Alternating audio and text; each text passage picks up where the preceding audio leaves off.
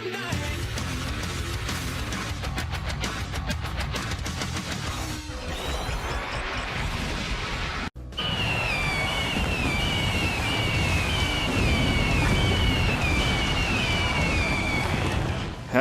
everybody and welcome back to W12 Universe. My name is Jitch and this is Monday Night Raw, kicking things off with the new Raw General Manager. It's not scheduled for 1-4.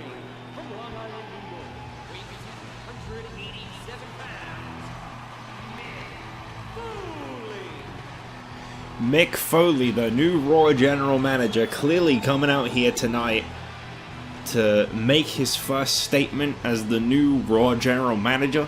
Something I think we all expected to see. Just didn't realize how quickly he'd come out to do so. I can't wait to see what the new General Manager has in store. Let's hear it, Mick. Come on, grab that microphone. Man, does it feel good to come out here tonight as your new Raw General Manager. Things are going to be real different here on Raw, mark my words. My first order of business is simple. It's about the United Kingdom.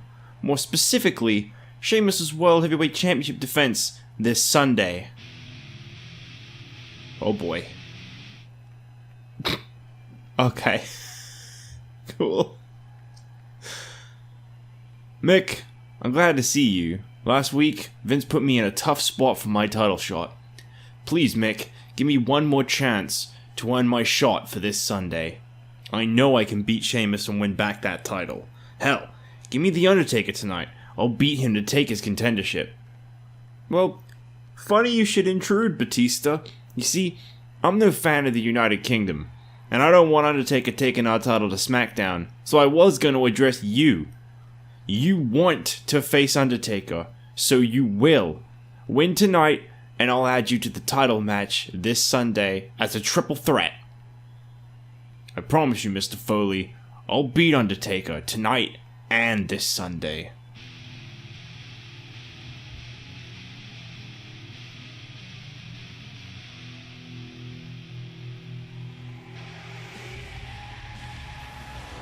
Some strong words from Mick Foley moments ago. Almost words of encouragement towards Batista. Is scheduled for one fall. Introducing first, weighing 323 pounds, Kane. But now Kane coming out here tonight once again, a handicap match. Him and Mason Ryan seem to be having a little bit of destruction. Mason Ryan not going to be around for too much longer though. He is officially an ECW superstar. He's just fulfilling his final obligations here on Raw. Kane coming out tonight for this handicap match. The two are going to go up against Yoshi, Tatsu, just like they did last week. Tatsu says he knows he can beat them. He truly believes in himself, and so he wants this rematch tonight. I don't know what Tatsu was thinking. He stood up to the challenge last week. He's standing up to the challenge tonight. You know, I said it before and I'll say it again. He's got a lot of heart. He's got a lot of balls. You know, I've got a lot of respect for Yoshi Tatsu. But I'm starting to think he might be getting just a little bit delusional. Representing the powerhouse from Cardiff, Wales, weighing 313 pounds, Mason Ryan. So don't forget, soon enough you will only be able to catch this guy on Tuesday nights on the new ECW brand. Mason Ryan officially leaving the Raw brand soon enough, as well as his tag team partners Vladimir Kozlov and Ezekiel Jackson. Of course, Mr. McMahon, the general manager of the new ECW brand, snatching up his powerhouse boys so they can do their bidding over on ECW. But enough about that, focusing here on Raw. Here comes Yoshi Tatsu for one hell of a difficult challenge. I don't know what he was thinking when he signed himself up to this. But here he comes.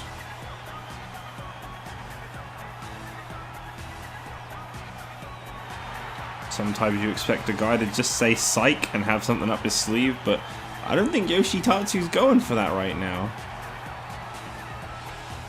I'm getting the feeling I should probably skip his entrance because I think he was supposed to come out to the ramp. I don't know. I get the feeling there's supposed to be a swerve here and that's why there's no introduction for him. I guess we'll find out in a second. Oh no, he's in the ring. Okay. Oh no. Well, Yoshi Tatsu's getting ready. I don't know what the hell he was thinking. He turned his back to his opponents, who were already there at ringside. And of course, Kane capitalizing on that. Why wouldn't he? So it looks like this is just going to be another rough treatment of Yoshi Tatsu.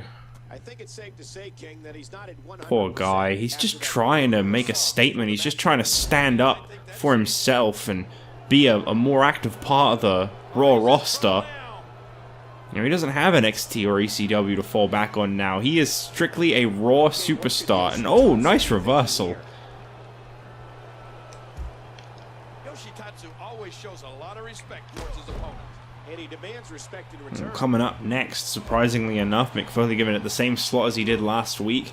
The Undertaker and Batista are set to go one-on-one with each other, and if Batista can get the victory over the Undertaker tonight, then he will be added to the World Heavyweight Championship Hell in a Cell, confirmed for this Sunday. It will no longer be Undertaker and Sheamus inside Hell in a Cell. It will be the Undertaker, Sheamus, and Batista inside Hell in a Cell. I was playing it very ballsy there. I can't see the kick-out meter at all from where I'm sat. I don't know what I was thinking. That was very close, especially with how slow that filled up. That isn't actually a benefit. I don't know why that's a function. I think Kane just looked this way. Don't make eye contact, Michael. Yoshi Tatsu, he's already showing signs of hurt. I mean, got a vicious sidewalk slam by Kane to start things off. Kane with a big leg drop. Is that going to be all it is for Yoshi Tatsu? I think so. Yeah. Guy didn't have a lot of fighting. I mean, he was ambushed before the bell even rung. And once again, Mason Ryan here celebrating. I mean, he can't hate the fact that he's finally getting some victories. This is definitely something I think that's turning in the favor. That was it right there. I think that was pretty much the moment Yoshi Tatsu was checked out of this matchup. I mean, he got this little finishing move in here, his big head kick, but unfortunately, just not enough. I mean, it was an impressive move to be able to pull off on someone the height of Kane, and he got a 2 count, but a 2 count was all he got out of that. I can't really say I'm too surprised, and it was Kane with the 3 count quite easily in this matchup. Not really a struggle in the slightest. Here are your winners, Kane, representing the powerhouse, and Mason Ryan. I'm wondering if maybe Kane is going to end up leaving to ECW and joining the powerhouse at this rate. Here we go again. We've seen this before. Oh, hold up. Whoa! What an entrance! Oh, he's seen enough. Don't attack him, please. We've already had that once before. Okay, good. I was going to say, my heart can't handle it. You can't attack Yoshi Tatsu and get away with it. Well, anyway, that was quite short-lived, but for what it is, CM Punk is clearly going to stick up for Yoshi Tatsu when it fits him, I guess. As we move on to our next match of the night, Batista and The Undertaker. A rematch from last week with high stakes for Batista. Undertaker not really got anything to lose in this one. But at the same time, you know he's not going to be able to afford that loss because it's going to mean a triple threat. And a triple threat is lessened odds for him to keep that championship around his waist.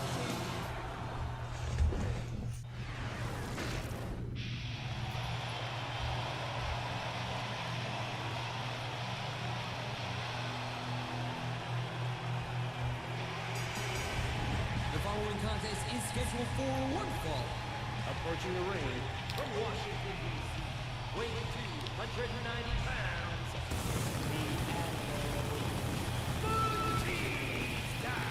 I, for one, I gotta say, it's very nice of Batista to have bothered to change his gear between now and before the previous match. That was quite a quick period of time to go and change your gear in. But, you know, respect the hustle.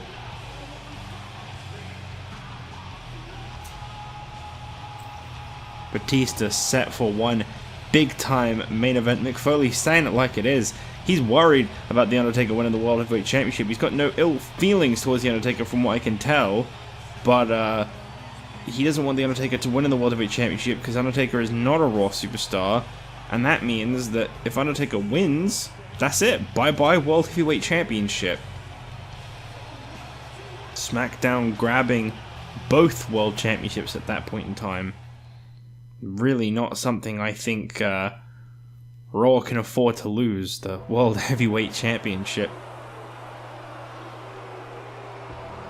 The man who threatens Raw as a whole for his own agenda, his own need at revenge. This is a big deal right here. And his opponent from weighing 299 pounds, the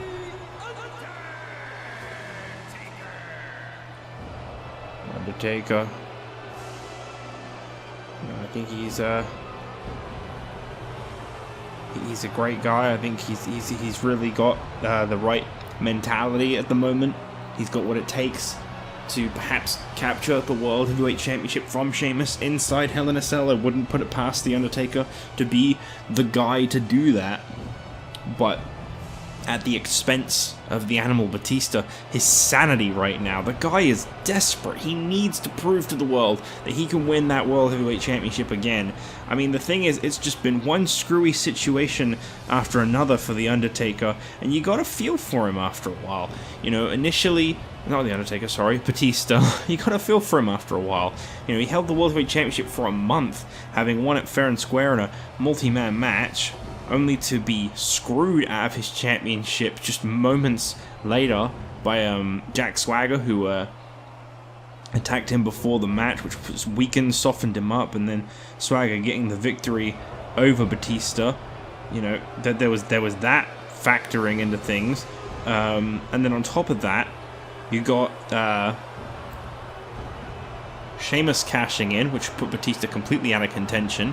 Batista managed to still get himself back into contention through hard work. He was screwed out of a one-on-one championship match with Miss McMahon turning it to a championship scramble. Sheamus managed to retain, but not by pinning The Undertaker. I mean, not by pinning Batista. Oh God, my brain is all over the place. And then finally Batista... Oh no, what is he doing out here again?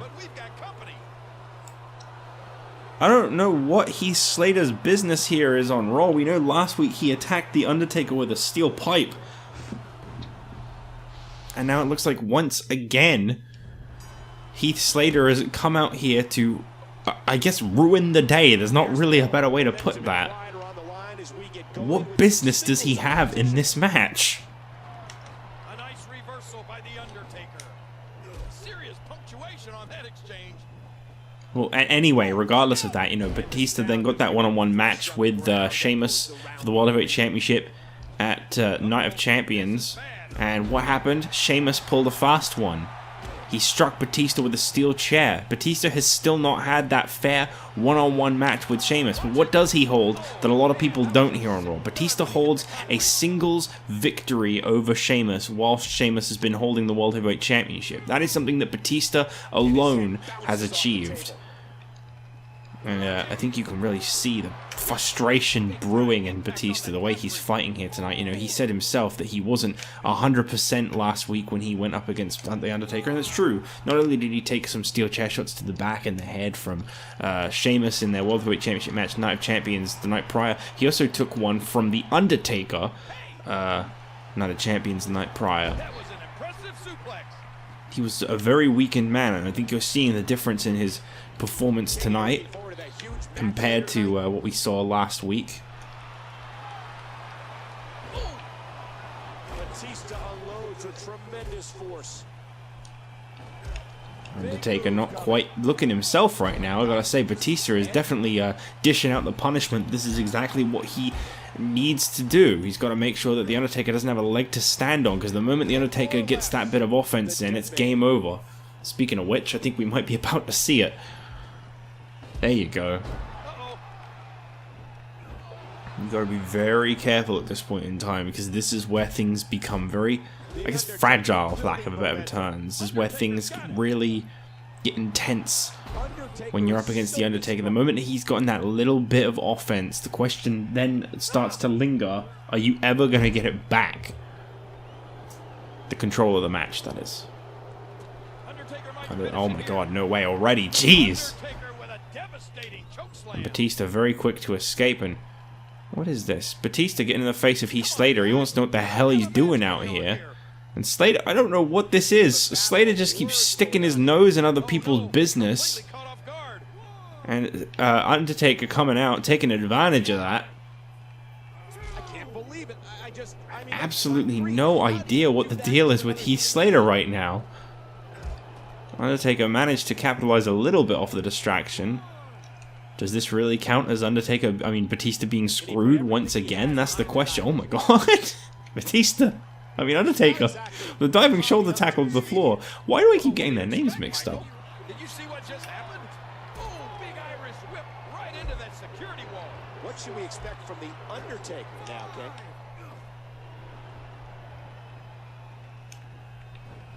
That's not good. This has been highly competitive pretty much from the opening bell between these two. That's for damn sure. Looking forward to tonight's big six-man tag team main event. The United Kingdom's very own leading the charge tonight in the main event, as it's going to be the elite members of the group. They're all elite. It's just that there's 4 and the 3. We know that Regal isn't really a full-time in-ring competitor, the 4 of them. So it will be Sheamus, Wade Barrett, and the European champion. I don't know why I specifically mentioned the championship that McIntyre's holding. The Worldwide Champion Sheamus, the European Champion Drew McIntyre, and one half the Tag Team Champions Wade Barrett facing off against Drew McIntyre's opponent for this Sunday. Is of course... I don't know why I'm drawing a blank all of a sudden. Drew McIntyre's opponent for this Sunday, Randy Orton, going head-to-head finally just before they compete this Sunday. As we know, Orton was already in contention for the United States Championship before it was rebranded, having bested both Ted DiBiase and Brock Lesnar heading into Night of Champions. Little did he know neither of those would be around coming out of it. Brock Lesnar suffering some injuries from the attack of Sheamus, as well as Ted DiBiase getting drafted away to ECW. Kind of changes the landscape of things a little bit.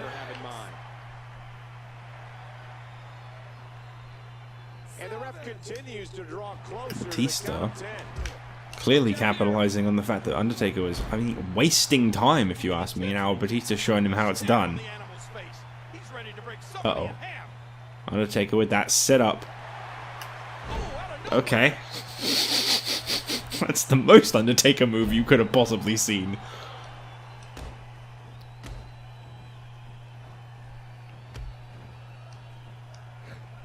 Batista looking for something big here maybe, but again, Undertaker able to reverse it. Damage has definitely been done.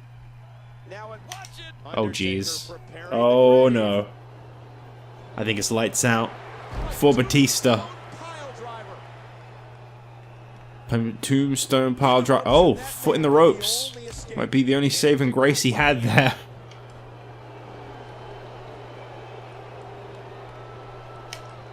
Undertaker now. What is this?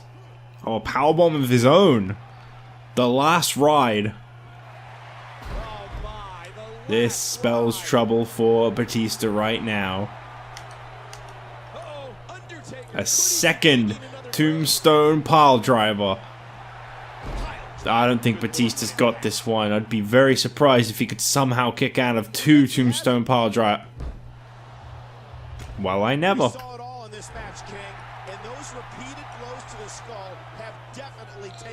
Undertaker getting all fired up. Think he's had enough of Batista. Whoa. Undertaker's feeling it. Off the corner. This is not looking up for Batista right now. I really thought we were going to be seeing that addition, that triple threat. But I think we've got the end of this one. Yep, 3rd tombstone pile driver. That's gotta be it. No one's kicking out of 3 tombstones. Oh my god! Batista needs this! Just fueled by desperation. Oh my god. To think this isn't even your main event tonight. What a weird match to suddenly have thrown in the center of a show. Oh, look at this. And Batista, where is this coming from? Undertaker would love this to turn into a street fight. Nobody can brawl like the dead man. This is really gone downhill once again for Batista. Oh, nicely escaped. Stopping this assault for the moment. Both these two showing some serious signs of hurt, and Batista taking every underhanded tactic, anything he possibly can to keep the Undertaker grounded. This is really, really turned around quite seriously. There goes the best pure striker in the WWE. Hard impact to the back of the head. Oh my god. Big shoulder tackle taking down the Undertaker. Batista showing the WWE Universe his rage and emotion. Huge shot to the back of the temple. I think the problem with Batista is he just keeps wasting a little too much time. He's trying to psych himself up. So much out of this guy. Oh no. He's not gonna get in there in the ring. I was gonna say, I'd probably lose to that, to be honest. Nothing worse than being forced to submit your World Heavyweight Championship opportunity. Watch it. What strength. Fighting his way out. Say Batista is willing to do everything it takes To the ground. to get that title shot. Everything. Oh my god. The intensity. Yeah, what a move. This has got to be it. What a fight. What a match. Just never quite positions right. Oh, geez. Right there in the corner. Nothing touching the ropes. Is this enough? Two. There you go. Batista wins. Batista wins. Batista wins. Batista wins. Batista is going to Hell in a Cell to compete in a triple threat match This one tonight. for the World Heavyweight title. Underscore how big this victory is. Perhaps the biggest in his life. Well, what a contest that was. Batista truly proving that he belonged in the Hell in a Cell match. What a hard-fought battle. And here comes Heath Slater again. What is with his problems with The Undertaker? Why does he keep going for him like this? Batista coming in. I mean, why not? His problems with The Undertaker are not on a personal level. This is strictly professional. These men, but I can't wait to find out. Batista helping the Undertaker. Undertaker looks a little confused by that. I think we're all a little surprised, to be honest. But as I say, it's not on a personal level. Things getting very interested on the road to Night of Champions. This Sunday, it's going to be Sheamus defending the World Heavyweight title against Undertaker and Batista. But tonight, him and his United Kingdom allies, Drew McIntyre and Wade Barrett, have to go through Randy Orton, as well as Jack Swagger and Edge, who have set their sights on the World Tag Team Championship. Will they get a chance in the upcoming future? We'll find out later on. But right now, we move on to our next match of the night, which we're going to call a Superstar Feature, featuring some of the lesser featured superstars here on Raw. We are in for an interesting time with this Battle Royal. 6 superstars competing. Is a 6-man over-the-top rope battle royal. Introducing first, from Hollywood, California, weighing 252 pounds, David A-list Otunga. Think of this as almost like a miniature tournament of some sort. We're going to be seeing a few matches over the next few weeks that are going to involve these 6, and it's going to decrease every single week. They're going to be put through all kinds of different challenges along the way as well. It's going to be a few different stipulations, things to really spice things up a little bit for everyone involved. So what we've got here is we've got 6 people, some of which are featured in tag teams. Those people won't be involved with their tag team partners. This will be simply one member from each team nominated. So in this example, you know, David Otunga, but not Michael McGillicuddy, is going to be involved in this. Unfortunately, this guy's been picked. Italy, weighing 227 pounds, Santino, Marella. I don't know what the hell this guy's done to deserve an opportunity like this, but I haven't quite finished what I was saying. So allow me to continue. You see, what's going to be happening here is we're going to have 6 people competing in this Battle Royal tonight. the first 2 people eliminated from this match are eliminated entirely from this mini tournament. Next week on Raw, we got ourselves a fatal 4-way matchup, some special stipulation, and the winner of that 4-way matchup will then, the person who gets pinned or whatever the form of elimination is in that 4-way matchup will be eliminated. And the next week, a triple threat match, whoever gets eliminated in whatever way, and that match is taken out. And then finally a one-on-one match.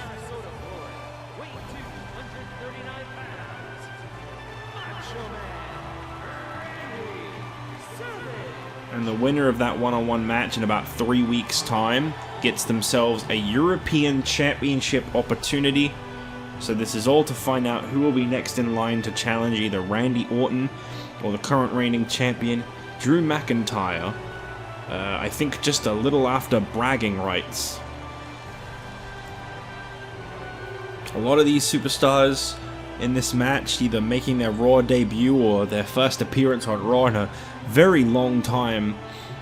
Admittedly, there's not really a lot at stake for the winners of these matches. They don't really gain a whole lot other than they survive, they make it to the next round. So it'll be interesting to see who comes out on top. And I suppose you could even argue they get a say in what the stipulation is gonna be next week.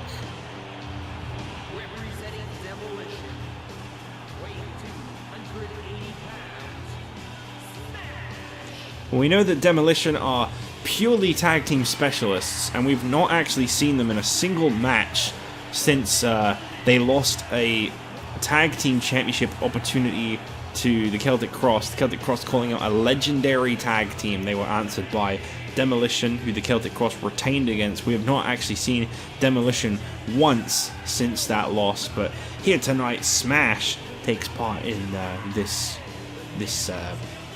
little, I guess, like gauntlet. I don't really know what to call it. This series of matches representing Demolition. And here comes another tag team competitor. From Hawaii, weighing 237 pounds,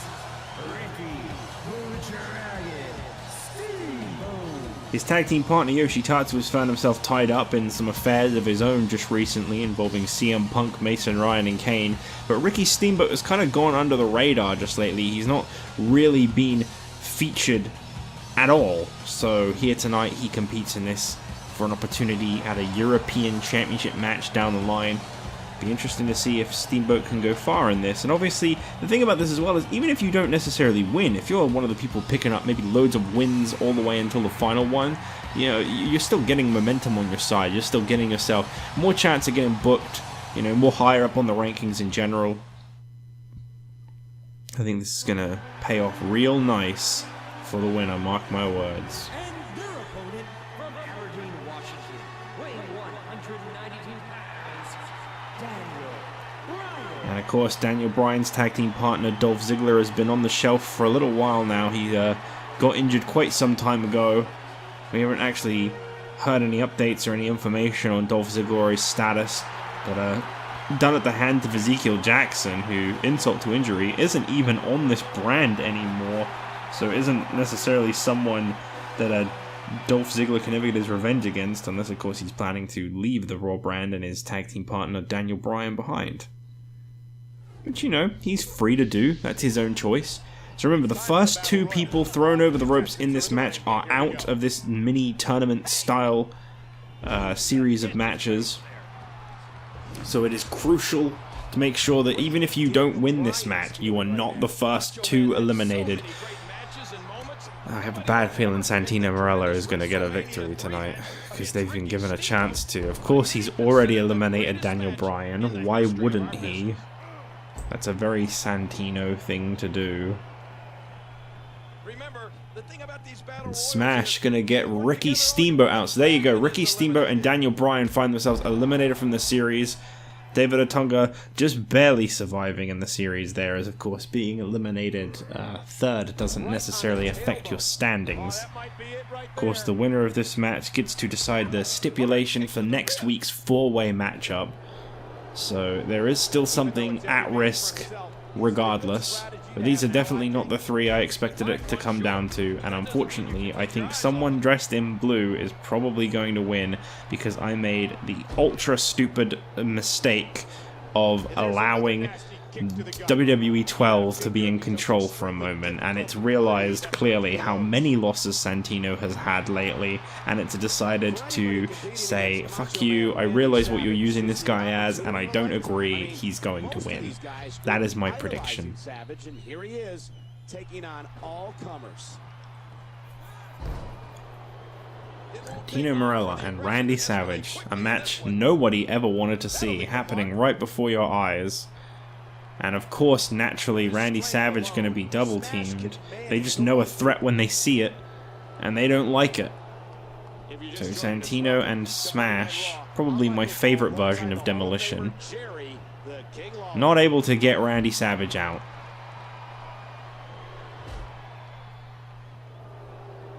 I don't want to know what Smash was up to before he came to this ring tonight, but he probably should have gotten into some wrestling gear before he stepped into the ring.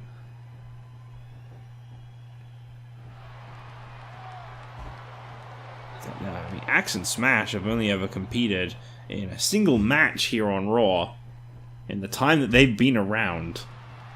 And I think it's been quite a few months, too.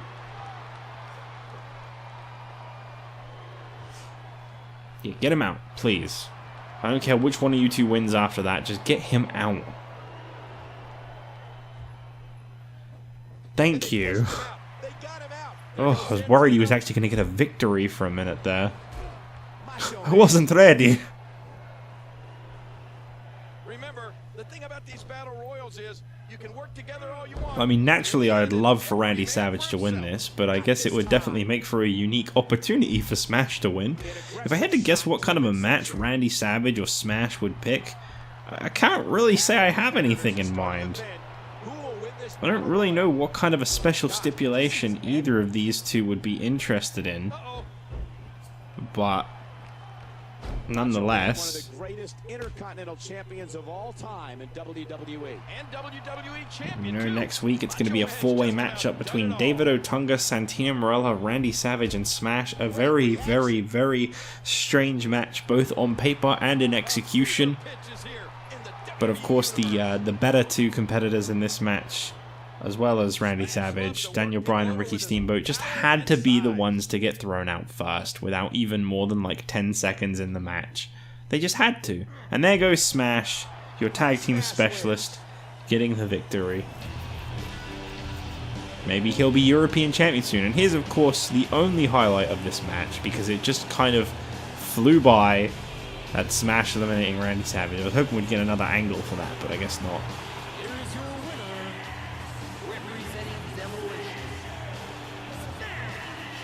Well, he's a tag team legend in his own right, but maybe he'll be a singles success soon. Smash is one step closer to the European Championship opportunity of a lifetime with Drew McIntyre. What a dream match. Drew McIntyre and Smash could be a reality. I mean, it could even be Randy Orton and Smash. It doesn't really matter.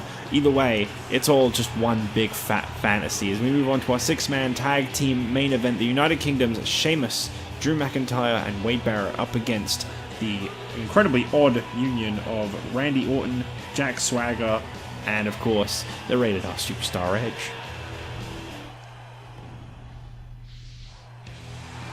Alright, it may be our main event, but I think we're in for a real treat here. Oh no, I've got to... Whoops. Following six-man tag team match is scheduled for one fall.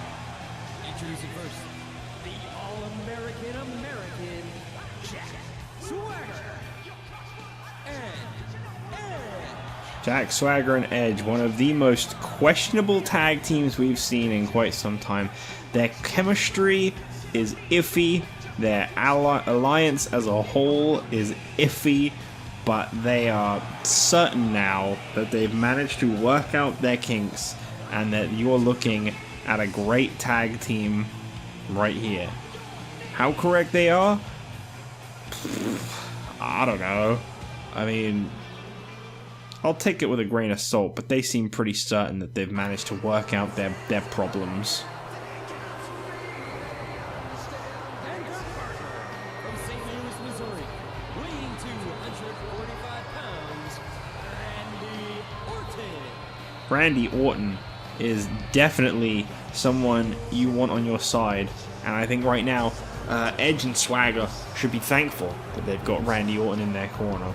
I mean, this is a guy who he'll literally go through anyone and everything. The only thing is they can't trust him. But I think Randy Orton is the kind of guy who, if he was told tonight that he had to face the United Kingdom as a whole in a 3-on-1 handicap or 4-on-1 handicap, whatever. We don't seem to do up to 4 people for some reason. There's like a rule against that, I guess. But a 3-on-1 handicap, I think Randy would have at least not so very much hesitated. He wouldn't have backed down. The problem is he also he kind of knows when he's outnumbered. He kind of knows when he's in a corner that's unfavorable to him, and he will back up a little bit occasionally, which goes against what I just said. But I'm kind of just blowing smoke up his ass right now. Randy Orton is he's definitely someone to be reckoned with. But there's something about him. There's something about his cunning, the way he behaves, his ability to kind of. I don't really know how to say it. He's a viper. He's a predator, apex predator. That's what they call him. He knows how to manipulate.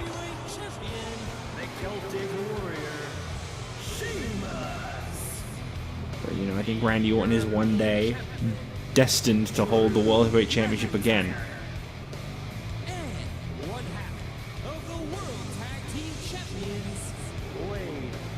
What I do know is that the United Kingdom are a serious threat that should not be taken lightly. And, well, Drew McIntyre, I think if he can get a victory over Randy Orton this Sunday at Hell in a Cell, that will probably be one of, if not the biggest victory in his career. You know, Drew McIntyre, I think he's an incredibly impressive guy. I think he's got a hell of a bright future ahead of him. But to say he's beaten someone as formidable, as historic as Randy Orton has already managed to be, that would be an accomplishment. So it's Swagger against Sheamus starting things off. Now this makes a lot of sense. It was Sheamus who won the World Heavyweight Championship from Swagger via a Money in the Bank cash-in, thanks to one Ezekiel Jackson back at Money in the Bank. Quite a bit of continuity here, you see. My inspiration to kind of step up things was, I don't know, it's quite a weird one. There was a post I saw on Instagram of all the WWE main events of 2007 or 8, whichever year WrestleMania 23 was. I think that's 2007. Yeah, because my first WrestleMania would have been in 2006, which was 22. So yeah, 2007. It was all the Raw main events of that. And I looked at it, and, you know, there were a lot of comments, as well as, like, the thought that I had was the consistency, the level of, like, you could really tell what the story was just by looking at each match week in and week out. There was something constantly developing. And I really liked that. But there was also throwbacks. There was throwbacks to stuff that had happened, you know, months prior, maybe a year or two prior. They'd reference the history. They wouldn't just kind of shrug it off like they do nowadays so very much. And it was really inspiring in a weird way. And I saw it, and it just got me thinking, what if I stepped up my game? What if I tried to book a little more better than I already am? I mean, not that I wasn't trying before, but it's like, what if I really tried to make sense of everything as much as possible? And this is kind of my result of it. I don't know how well it is, you know, I'm not patting myself on the back, I'm not congratulating myself in any way, don't get it twisted. I'm just saying, like, this is my attempt at trying to like, do my absolute best. And the thing is, I've never had as much time to stop and think to myself about what I want to do with this series as I do right now. Because at the moment, the job I work, I'll never divulge into what it is, I'm sorry, but the job that I work, it's not the most thought-provoking one. You kind of end up walking around like a zombie, you know, brain-dead 99% of the time. You don't really ever feel like you're very conscious in your body doing my job. And I got to thinking, I got really inspired, and I got to thinking about this series and how I could do better with it. And I just started getting all these ideas.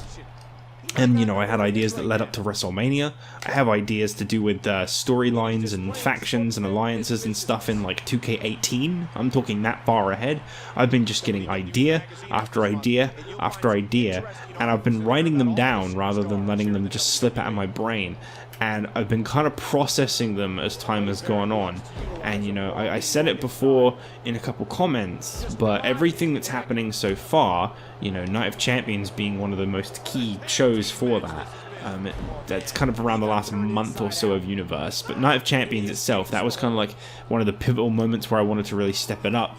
And everything's kind of gone to plan so far in what I was planning. And I wasn't necessarily expecting people to love it, but the whole point of it was that it was something I was going to be proud of and I was going to really enjoy. And at the moment, that's what it is. Everything's playing out as I'd hoped, and I'm really enjoying the way that it's playing out.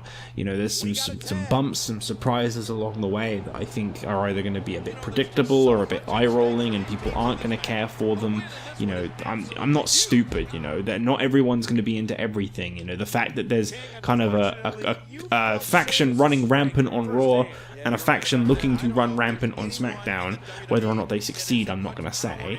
You know, I've got it planned out in my head what's going to go on there, but I don't think people are going to necessarily always love everything. You know, the whole factions taking over thing is a little overdone, I can admit, but I wanted to take my own spin on it. And I'm not necessarily saying that any factions are ever going to succeed on SmackDown. They certainly haven't in the past. It's just, you know, that's kind of like, I have all these plans written up in my mind, and I've been looking forward to having them execute, and I'm really glad to see the positive reception they've been getting. One of the main ideas I got that's recently happened is like video packages and stuff, like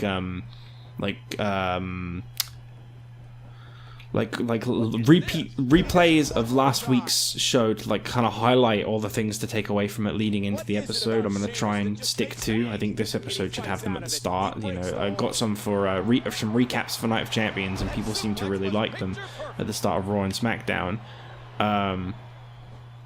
But I'm also trying to do like more promos. I made some show intros. I've still got to make one for ECW, admittedly, so if this week's episode of ECW doesn't have it, that's why. I haven't actually gotten around to making that one yet, but then ECW hasn't been around for long enough for me to have footage of everyone yet, in my defense.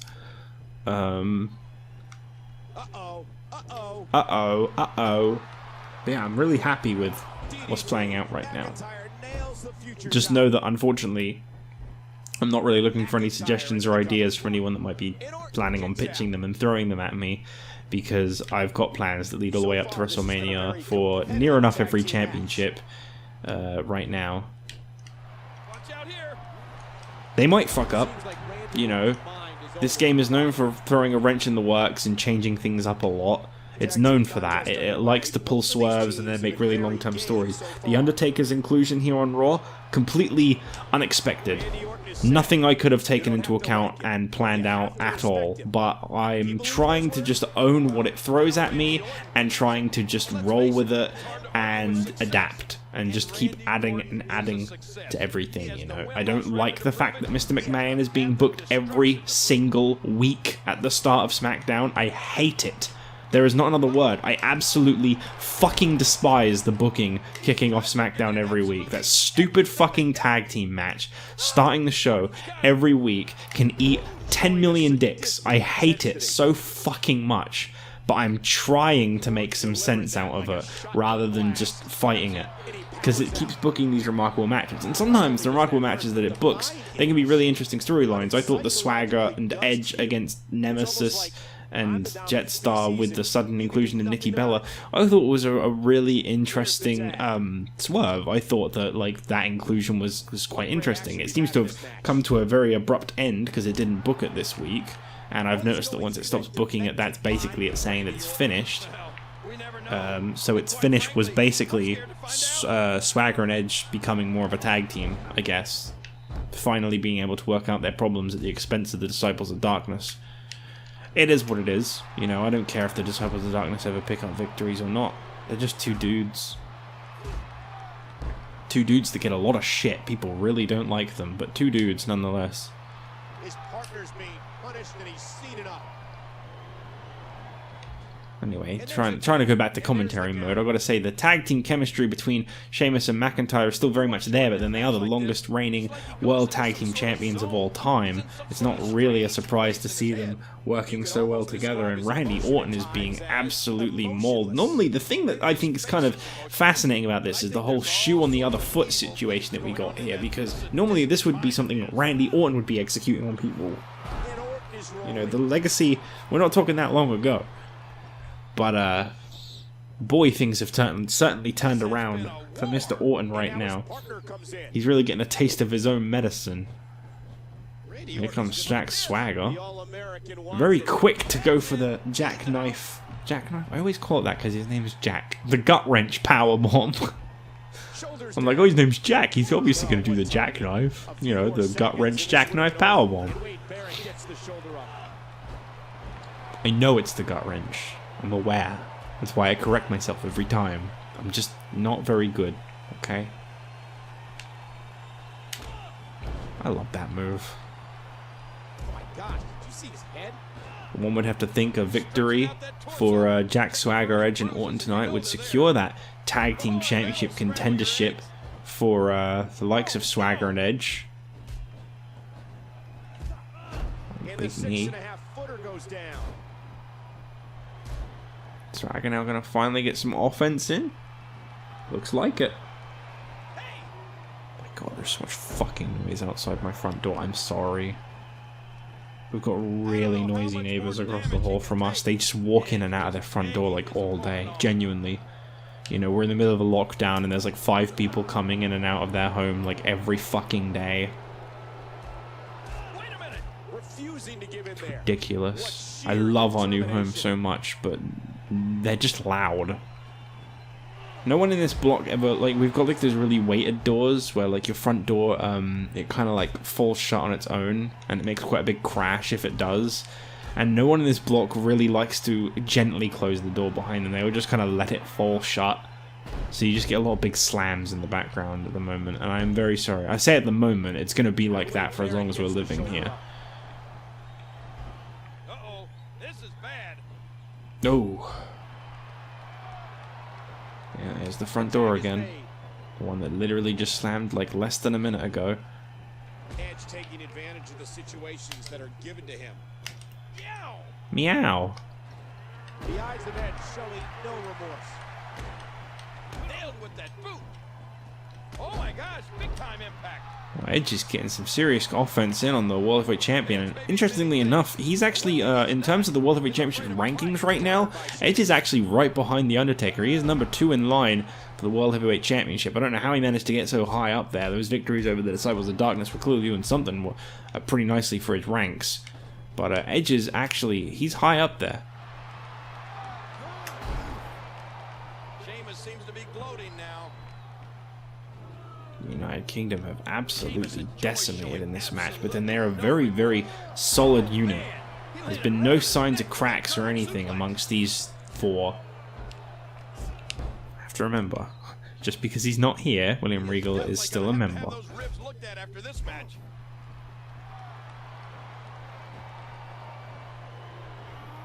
he gonna do here? I said, look at him, he's got him up on the top, and oh no! He just did the Randy Orton, but from the top. You can see the results from that move.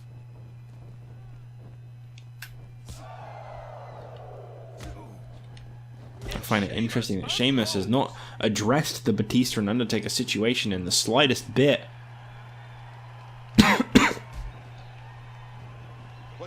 I suppose he's got enough problems on his plate right now. He was hoping that the United Kingdom would be completely and utterly in charge of Raw with that General Manager's Battle Royal last week, and Mick Foley was the one that came out on top. Oh geez, that was out of nowhere. No way is Swagger going to seriously pin Sheamus. Not because I don't think he could, but because that would just be very unexpected. referee getting involved now. Off the ropes. I love the bouncy nothing. Swagger recovering in the corner. Sheamus watching on. No. Belly to belly. And here's the tag to Barrett. Wade Barrett going absolutely berserk. Oh no. Oh, he messed up. Nope, didn't matter in the end anyway. What's Barrett looking for here? I think we know though. Yep. It's the Wasteland, and his partner's not really. That's alright, he still got the win. The United Kingdom continue to look incredibly strong here on Raw with all the gold and the victories. Here are your winners, the Celtic Warrior Sheamus, Drew McIntyre, and Wade Barrett. Well, Hell in a Cell is going to be a trying night for the United Kingdom as 2 of their 3 championships are on the line. Drew McIntyre meets Randy Orton for the European Championship, and Sheamus defends against Batista and The Undertaker inside a triple threat Hell in a Cell. But for now, the United Kingdom stand tall as we look towards one more episode of ECW. We'll find out who's going to challenge Vader for the ECW Championship this Sunday at Hell in a Cell. We find out tomorrow night on ECW. For now, thank you all for watching, and I'll see you guys later.